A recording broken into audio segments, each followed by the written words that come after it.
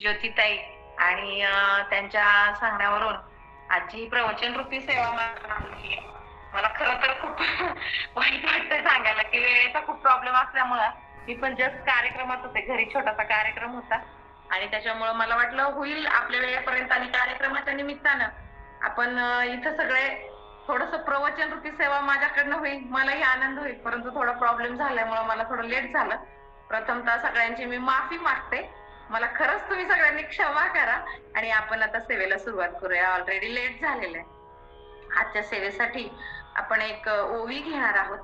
ज्ञानेश्वर माऊलींची आहे, ज्यांनी आपल्यासारख्या जडजीवांचा उद्धार करण्यासाठी भूतलावर जन्म घेतला आणि ग्रंथराज ज्ञानेश्वरी सारखा अध्यात्म, ज्ञानेश्वरी सारखं सार जीवनाचं त्यातली एक तरी ओवी जेव्हा आपण अनुभवतो ना, तेव्हा आपल्या आयुष्याचं सार जे आहे ते त्यांनी या ग्रंथराज ज्ञानेश्वरी मधून आपल्याला दिलेलं बघा पाहून येतं. आणि या ज्ञानेश्वरीतली एक ओवी आहे की जेणे भ्रांतीपासून हिरतले, गुरुवाक्ये मन धुतले, मग आत्मस्वरूपी घातले हरोनिया.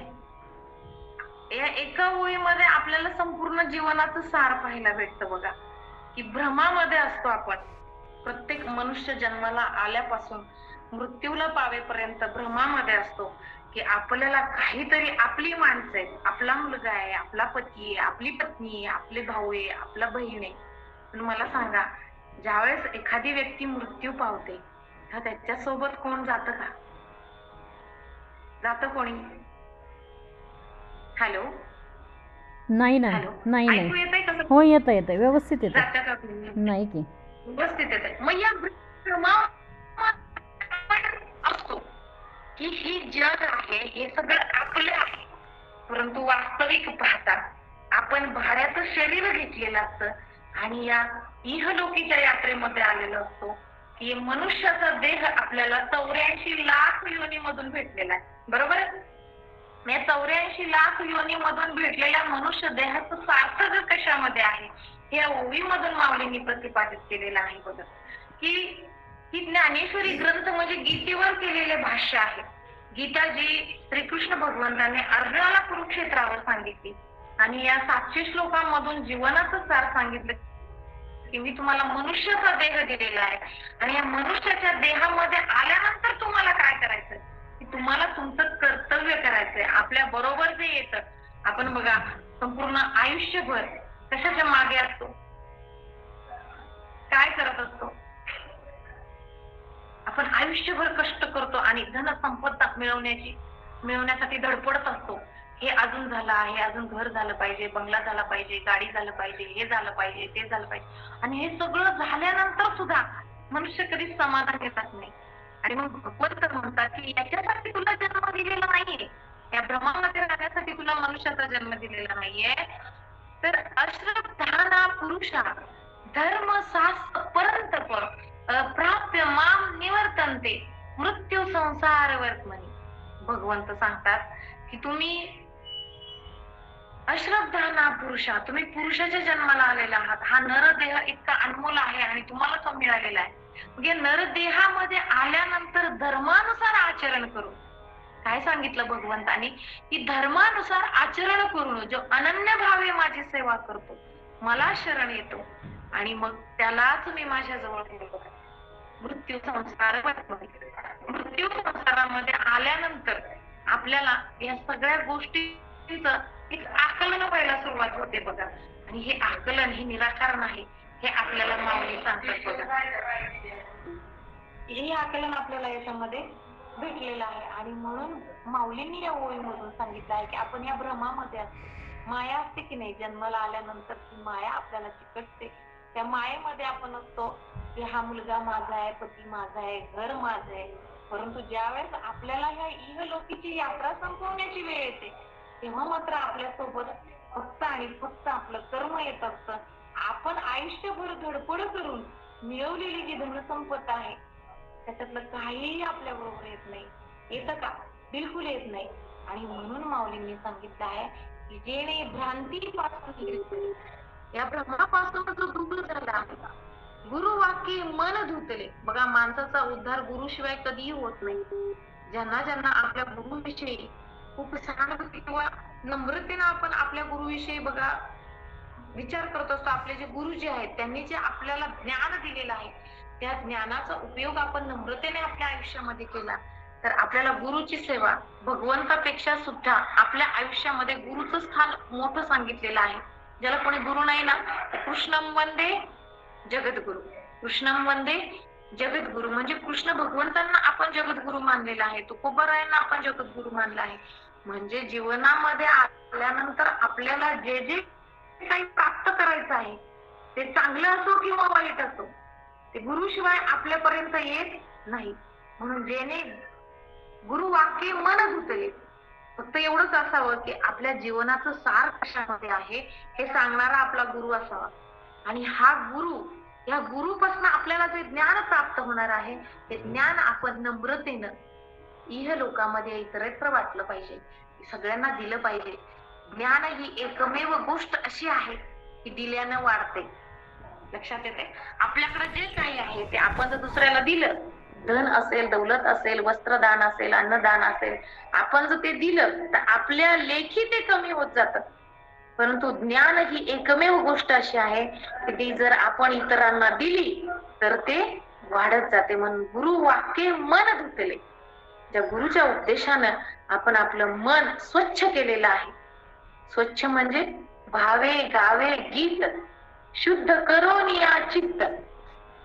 हे शुद्ध करून चित्त म्हणजे काय आहे की शुद्ध अंतःकरणाने आपण भगवंताला आळवावं आणि गुरुवाक्य मन धुवावं. म्हणजे शुद्ध केलेलं चित्त जेव्हा आपण भगवंताच्या चरणावर अर्पण करतो अर्पण केल्यानंतर आपल्याला जे काही भेटतं ना ते शब्दामध्ये वर्णन करण्यासारखं नसतं. म्हणून भावे गावे गीत शुद्ध करून या चित्त. ताई ऐकू येतंय का सगळ्यांना? मला रिप्लाय कोणाचाच दिसत नाहीये. Hello hello. हो हो येतो येतो येतो ऐकायला येतं. ठीक आहे ठीक आहे काही हरकत नाही. दिसतंय बघा. म्हणून भावे गावे गीत शुद्ध करून या चित्त. तुकोबारायांचा अभंग आहे की भगवंताने आपल्याला हे सुंदर शरीर दिलेलं आहे. हा नरदेह दिलेला आहे आणि या नरदेहामध्ये आल्यानंतर आपल्याला काय करायचंय हे या ओवीमधून सांगितलेलं आहे की गुरुवाक्य मन धुतले मग आत्मस्वरूपी खाते.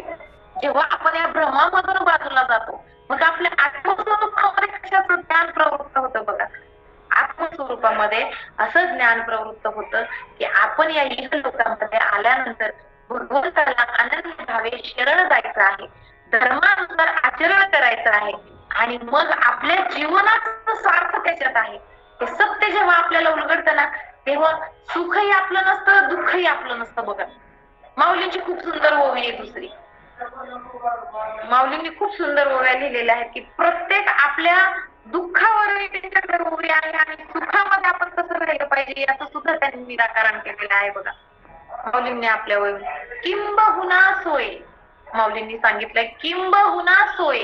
थोडं मध्ये मध्ये खरखर करतंय महाराज. थोडं मध्ये मध्ये खरखर करतंय. रेंज काय थोडस नेटचा प्रॉब्लेम येतोय. खिडकीत मोबाईल ठेवला खिडकीत वगैरे ठेवला तर बघा बरं. कारण आपलं रेकॉर्डिंग होतंय ना युट्यूबचं. हो का? आता येतंय का आवाज? येतोय का? ते बोलत हा. किंबहुना सोय जीव आत्मयाचे लाहे तेथ जे होय तया नाम सुख. येतंय ऐकू ताई? येतो येतो येतो. हो हो येतोय. तर ही माऊलीने ओवी सांगितली की किंबहुना सोय जीव आत्मयाचे लाहे तेथ जे होय तया नाम सुख. आपल्या जीवाला जिथं समाधान वाटतं मग ते चांगली गोष्ट आहे ती वाईट गोष्ट आहे. म्हणजे सुखही आपलं नाही दुःखही आपलं नाही. मग आपलं नक्की काय आहे तर आपलं नक्की फक्त कर्म आहे आणि भगवंताचं अनन्य भावाने घेतलेलं नामस्मरण आहे. नाम संकीर्तन साधन पैसोपे आणि जळतील पापे जन्मांतरे. जळतील पापे जन्मांतरे. जन्मांतराची पापे नष्ट करायची असतील तर फक्त नाम संकीर्तन हा एकमेव साधन आहे आपल्याला. या कलियुगामध्ये भगवंताला प्राप्त करण्याचं एकमेव अतिशय सोपं साधन सांगितलेलं आहे. नाम संकीर्तन साधन पैसोपे. फक्त भगवंताचं नाव घ्यायचं आहे. माऊलींनी या ओवीमधून सांगितलं की सुखही आपलं नसतं दुःखही आपलं नसतं. एक छोटासा दृष्टांत तुम्हाला सांगते मी. एक बाई आहे, उदाहरणार्थ माझ्यासारखी स्त्री आहे, आपण भाजी मार्केटमध्ये जातो, तिथं गेल्यानंतर आपण भाजी विकत घेतो, बरोबर. भाजी विकत घेतली, एका ताईनं भाजी विकत घेतली आणि भाजी विकत घेतल्यानंतर इथं 30 रुपयाला आहे, पुढे गेल्या तिथं 20 रुपयाला भेटली. मग त्यांनी कुठली घेतली असेल? 30 रुपयेवाली घेतली की 20 रुपयेवाली? भाजी तीच आहे. मेथीची गड्डी असेल, 30 रुपयाची भाजी घेणार, तीच भाजी पुढे गेल्या तर त्यांना 20 रुपयाला भेटली. मग त्यांनी 20 रुपयावाली भाजीची गड्डी घेतली. पुन्हा आपल्या घराकडे आल्या आणि घराकडे आल्यानंतर त्यांच्या लक्षात आलं की अरे देवा, 100 रुपयाची नोट तर आपली बाजारातच पडली. एवढे पैसे आपण नेले होते, त्यातली 100 रुपयाची एक नोट बाजारातच पडली. आणि मग बाजारात पडलेली नोट त्यांना इतकं वाईट वाटलं की शेजारच्या 2 मैत्रिणी जमा केल्या. त्यांना चहा पाजला आणि सांगितलं, बघ बाई, मी बाजारात गेले होते आणि कसे कसे माझे पैसे मी साठवले होते आणि माझी 100 रुपयाची नोटच पडली. आता पडली, फार वाईट वाटते. कसे कसे जमवले होते, कपडे धुताना वरच्या खिशात 50, पॅन्टच्या खिशामध्ये 20 रुपये, असे करून करून मी साठवले. आता ऑनलाईनच्या जमान्यात तेही राहिलं नाही, आहे की नाही. म्हणजे असे पैसे साठवलेले माझे 100 रुपये पडले. आणि त्या दोघी तिघी मैत्रिणी आलेल्या आणि त्यातल्या एकीने म्हणावं, ज्या मैत्रिणी आलेल्या आहेत त्या मैत्रिणीतल्या एकीने म्हणावं, अगं बाई, तुझे तर 100च पडले, पण परवा बाजारात माझे 500 रुपये पडले. तिला इतकं बरं वाटतंय, यार रे, जाऊ दे, आपले तर 100च गेले, तुझे तर 500 रुपये गेले. म्हणजे बघा, 2 मिनिटापूर्वी 100 रुपये गेले म्हणून दुःख करणारी स्त्री दुसऱ्या एका मैत्रिणीचे 500 रुपये गेले म्हणून आनंद व्यक्त करते. म्हणून माऊली सांगतात की किंबहुना सोये जीव आत्मयाचे लाहे, तेथ जे होये तया नाम सुख. आजची एकादशी आहे, एकादशी व्रत आहे आणि या एकादशी व्रताच्या निमित्तानं आज मला ही प्रवचन रूपी सेवा ज्योतिताई महाराजांनी दिलेली आहे. तर शतशः मी त्यांचे आभार मानते आणि पुन्हा आपल्या विषयाकडे वळते. बघा, या एकादशीचं व्रत असताना मला ही सेवा भेटलेली आहे. खरंच माझं परम भाग्य आहे. परंतु माझ्या थोड्याशा वेळेच्या कारणामुळे मला थोडस जॉईन व्हायला उशीर झाला आणि म्हणून मी तुमची क्षमा परत मागते. आपल्या विषयाकडे वळूया. बघा, आपलं सुखही आपलं नसतं, दुःखही आपलं नसतं. जर जीवनच क्षणभंगुर आहे तर सुख दुःखाची काय गोष्ट घेऊन बसा. म्हणून या भ्रमापासून विलिप्त होऊन, बाजूला होऊन, अलिप्त होऊन, जे आपण आपला जन्म ज्याच्यासाठी आहे त्या गोष्टी करायला हव्यात. काय केलं पाहिजे? खरं वागलं पाहिजे. पहिली गोष्ट म्हणजे सत्यानं वागलं पाहिजे. तुम्ही जेव्हा प्रत्येक गोष्टीमध्ये, प्रत्येक दिवसामध्ये, प्रत्येक कार्यामध्ये खरेपणानं वागणार, नम्रतेनं वागणार, रात्रीची झोप चांगली येणार. बघा, ऑब्झर्वेशन करून. मी म्हणत नाही, बघा, ego is not important in life, but self respect is very important in life. Self respect, स्वाभिमान आपला जपायला हवा, बरोबर आहे की नाही. पण अभिमान कुठल्या गोष्टीचा करता कामा नये. स्वाभिमानानं आपण राहिलं पाहिजे, अभिमानानं राहिलं नाही पाहिजे. हेच आपल्याला माऊली या ओळीमधून सांगतात. अवजानंती मामुहा मानुषी तनुमाश्रितम परम भाव मजानंतो मम भूत महेश्वरम. मम भूत महेश्वरम. हे जेव्हा आपल्याला कळतं ना, तेव्हा आपल्याला दुःखही आपलं वाटत नाही आणि सुखही आपल्याला वाटत नाही. या भौतिक स्वरूप बघा, सतत विवेक बुद्धी जागृत होते. कशानं होते? तर आपण फक्त भगवंताचं चिंतन नम्रतेनं करत असतो, आपल्या हृदयामध्ये भगवंताला बसवत असतो.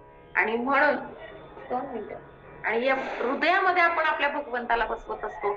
आणि म्हणून बघा, आपल्याला या गोष्टीचं आकलन होतं. सतत विवेक बुद्धी आपली जागृत होते. सतत विवेक बुद्धी म्हणजे काय? सतत विवेक बुद्धी म्हणजे महाराज सांगतात की या इह लोकापासून ब्रह्मलोकापर्यंत, स्वर्ग लोकापर्यंत, म्हणजे त्रिभुवनामध्ये ज्या ज्या भौतिक स्वरूपाच्या उपभोगाच्या गोष्टी आहेत त्यांचा त्याग करणं म्हणजे सतत विवेक बुद्धी आपली जागृत होणं. या गोष्टींचा त्याग करणं म्हणजे सतत विवेक बुद्धी आपली जागृत होणं. आणि ही जागृत झालेली सतत विवेक बुद्धी जेव्हा अवस्थेला पोहोचते ना, तेव्हा कुठलीही व्यवस्था करण्याची गरज आपल्याला भासत नाही महाराज. आपली भक्ती, आपलं नामसंकीर्तन जेव्हा अवस्थेला जाऊन पोचतं, अवस्था म्हणजे काय, आपल्याला थोडी संजीवन समाधी घ्यायची आहे, परंतु अशी अवस्था निर्माण होते की आयुष्यामध्ये कुठलाही क्षण, कुठलीही सिच्युएशन जरी आली तरी आपलं मन, आपली बुद्धी, आपलं हृदय, आपलं आचरण स्थिरपणे राहतं. तेव्हा ही सतत विवेक बुद्धी जागृत होते आणि आपल्या वाट्याला आलेलं सुखही आणि दुःखही, स्तुती आणि निंदा जसं हलाहल विष सहजपणे भगवान शंकर भगवंतांनी पचवलं, तसं अगदी सहजपणे आपण या अवस्थेला पोचल्यानंतर स्तुती आणि निंदासारखं हलाहल विष सहजपणे पचवू शकतो आणि ना आपल्याला दुःख आणि सुख सारखंच वाटतं. जसं तुकोबारायांना सोन्याचा डोंगर आणि मातीचा डोंगर एकसारखाच वाटत होता, तसंच वारकरी संप्रदायामधील आपल्यासारख्या भक्तजनांना, वैष्णवजनांना सतसत विवेक बुद्धी जागृत झाली आणि ही जागृत होण्याचं एकमेव साधन आहे भगवंताचं चिंतन करणं, भगवंताचं नाम घेणं. आणि आपल्याला हेच आपल्या संतांच्या वाङ्मयामधून पाहायला भेटतं. त्यांचा उपदेश आपल्याला हेच शिकवतो की तुम्ही तुमच्या आयुष्यामध्ये सुख समाधानानं कसं राहू शकता. बघा, जन्म आहे तिथं मृत्यू तर अलिखित आहे. मृत्यू हे आपल्या आयुष्यातलं परम सत्य आहे की नाही. मृत्यू हे आपल्या आयुष्यातलं परम सत्य आहे आणि आपण हेच सत्य नाकारून जगत असतो. हेच सत्य बाजूला ठेवून जे आपल्याला नकोय करायला, जे आपल्याला नकोय वागायला, जे आपल्याला नकोय वागायला, नकोय बोलायला, तेच आपण करत असतो. आणि मनुष्याच्या दुःखाचं हे एकमेव कारण आहे अस्वस्थता. सगळं जग बघा अस्वस्थ आहे, स्वस्थ नाहीये, शांत नाहीये, कोणाचंही मन स्थिर नाही. अगदी लहान मुलापासून मोठ्या व्यक्तीपर्यंत बघा, तुम्ही 5 मिनिटं मोबाईल शिवाय राहू शकता का? नाही राहू शकत महाराज. 5 मिनिटं, 1 तास तुम्ही ठरवा एक दिवस आठवड्यातला की आज मी माझ्या मोबाईलला हात सुद्धा लावणार नाही. जगूच शकत नाही माणूस, जगूच शकत नाही मोबाईल शिवाय. इतकी अस्वस्थता आहे. बघा, मोबाईलची चार्जिंग संपली तर माणसाला झोप येत नाही. प्रवासात असेल तर तुमचं लक्ष कशात लागणार नाही. आपल्या अस्वस्थतेचं कारण आहे की आपल्या मोबाईलची बॅटरी डाऊन आहे. त्यांना हे कळत नाही की आजूबाजूला जे पर्यावरण आहे, जो निसर्ग आहे, भगवंतांनी रचलेली ही सृष्टी आहे, त्याच्यामध्ये सुद्धा आपण सुखाची अनुभूती घेऊ शकतो. परंतु आपण आपलं सुख कशात मानलंय हेच माणसाला कळत नाही. आणि भ्रमामध्ये आपण राहतो, त्या मायेला चिकटलेल्या सगळ्या भ्रमामध्ये असतो. या भ्रमामधून बाहेर काढून आपण आपल्या आत्मस्वरूपामध्ये आपण कशा पद्धतीने भगवंताच्या भक्तीची ज्योत प्रज्वलित केली पाहिजे या ओळीमधून भगवंतांनी सांगितलेलं आहे. ज्ञानेश्वर माऊली म्हणतात, अख्ख्या जगामध्ये एकमेव पुरुष आहे की नाही, एकमेव पुरुष आहेत ज्ञानेश्वर माऊली, की ज्यांना माऊली म्हटलं जातं. का म्हटलं असेल हो माऊली? माऊली म्हणजे आई आहे. आई होणं ही प्रकृती आहे, स्त्रीला दिलेलं वरदान आहे की नाही, निसर्ग आहे. आई होणं हा निसर्ग आहे. प्रत्येक स्त्री, प्रत्येक मादी, प्रत्येक प्राण्यामध्ये असलेली मादी ही आई होते, निसर्ग आहे. परंतु निसर्ग प्रत्येकाबरोबर सारखा वागत नाही, है की नाही. निसर्गाने दिलेलं दान सुद्धा प्रत्येक मनुष्याला होत नाही. बघा, काही स्त्रियांना नाही बोलत, परंतु पुरुष असून सुद्धा ज्ञानेश्वर महाराजांना माऊली म्हणून संबोधलेलं आहे. पुरुष असून सुद्धा ज्ञानेश्वर भगवंतांना माऊली म्हणून संबोधलेलं आहे. कारण संपूर्ण ज्ञानेश्वरी मध्ये माऊलींनी आईची भाषा वापरलेली. आईची भाषा कशी असते? ऋणझुणू रे भ्रमरा, सांडी जो अवगणू रे भ्रमरा. की आपल्यासारख्या जडजीवामध्ये जो अवगुण आहे, अवगुण म्हटले, अवगुण म्हणतो आपण सरळ साध्या भाषेमध्ये, परंतु माऊलींनी त्याला अवगुण म्हटलेला आहे. आणि अवगुण रे भ्रमरा, भ्रमरासारखं हे जे मन या फुलावरून त्या फुलावर, म्हणजे या अवस्थेवरून त्या अवस्थेमध्ये आपण जात असतो, तर भ्रमरासारखं आपण न राहता अवगुण आपल्यातला सांडून जावं असं माऊली प्रतिपादित करतात. आणि माऊली का म्हटलेलं आहे की आईची भाषा, उकाराची भाषा या ज्ञानेश्वरीमध्ये. त्यांच्यावर झालेला अन्याय असेल, त्यांना समाजाने किती त्रास दिला असेल, हे आपल्या सगळ्यांना ज्ञात आहे. परंतु या सगळ्याचं हे जे आहे हे ज्ञान त्यांनी आपल्यासाठी वाढवून ठेवलेलं आहे. हे ज्ञान आपल्यासाठी वाढवून ठेवलेलं आहे. परंतु आपल्याला झालेल्या त्रासाचा एक शब्द सुद्धा त्यांच्या वाङ्मयामध्ये, त्यांच्या ग्रंथ रचनेमध्ये आपल्याला कुठेही दिसून येत नाही, कुठंच दिसून येत नाही. आणि म्हणून सगळ्या जगताची माऊली ज्ञानेश्वर महाराज ठरलेले आहेत.